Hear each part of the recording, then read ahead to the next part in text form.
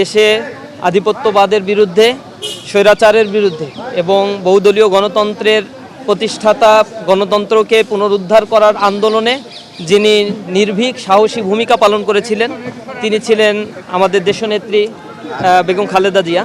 আমরা তার রুহের মাগফিরাত কামনা করি, আল্লাহ রাব্বুল আলামিনের কাছে তার জন্য দোয়া করি আল্লাহ রাব্বুল আলামিন যেন তাকে জান্নাতের মেহমান হিসেবে কবুল করে নেন।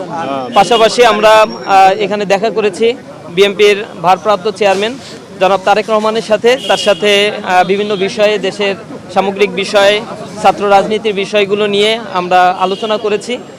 আলহামদুলিল্লাহ তিনি আমাদের জন্য বিভিন্ন বিষয় প্রত্যাশা ব্যক্ত করেছেন। আমরা অত্যন্ত আনন্দিত, খুশি এবং দেশের স্বার্থে আমাদের বাংলাদেশের প্রশ্নে আমরা যেন সবসময় ঐক্যবদ্ধ হতে পারি, দেশের জন্য কাজ করতে পারি, সকল রাজনৈতিক দল মত নির্বিশেষে এই বাংলাদেশকে যেন আমরা ধারণ করতে পারি সেই আশাবাদী আমরা ব্যক্ত করেছি।